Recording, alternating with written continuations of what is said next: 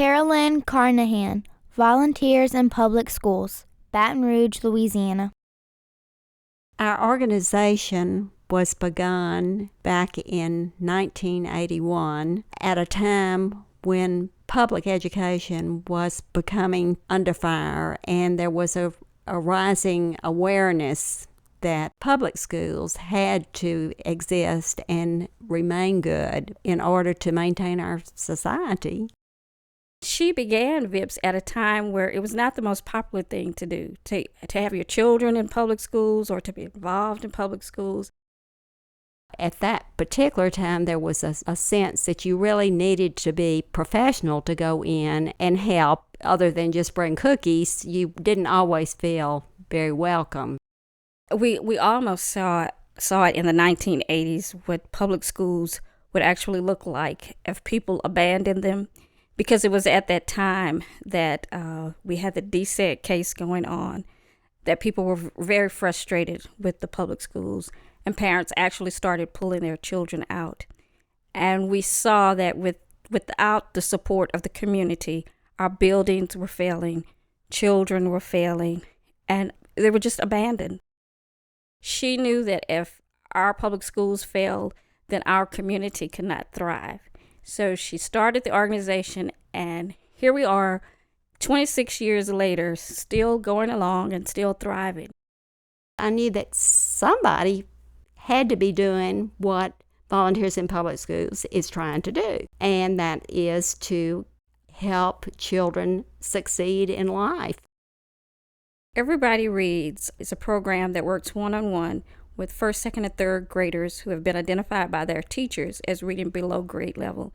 And what we found out is research shows us that when a student has fallen behind, the best thing for them is one-on-one intervention.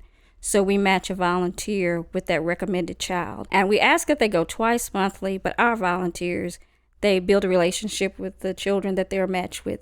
So they usually end up going weekly to visit the student at the school and to read.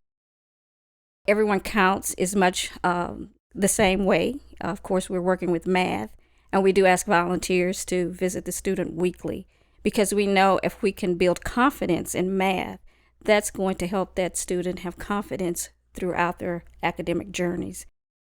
A lot of times, the friend component of that is so much more than just the math or the reading part, because it's a relationship building. When we have volunteers go into the schools, it's such a rewarding experience, because children know it's not just my parents, it's not just my teacher or my principal, but I have people that don't even know me to come in and care about and are concerned that I succeed. Predictions for prisons, how many beds are needed, are based upon children that cannot read in third grade in Louisiana. Those that are come out and are basically illiterate are just almost destined to have problems, social problems. And that's why the whole community's got to come in, and every person has to believe that every child is their child. And we determine the future by how we treat our children. Carolyn does so much. She has such a big heart, especially for children. And her belief is that every child in the community and every child everywhere deserves a good education and a good life, because children are all born with potential, but sometimes it just takes a caring individual to help bring that potential out. John had came to a training to talk about his experience and to inspire other people to volunteer. And after he left out of the room, a teacher actually came up to us. And this teacher said, that inspired me. I can do more. Even though I teach children at school, there's more that I can do outside of that. So she said now, that she's a foster care parent.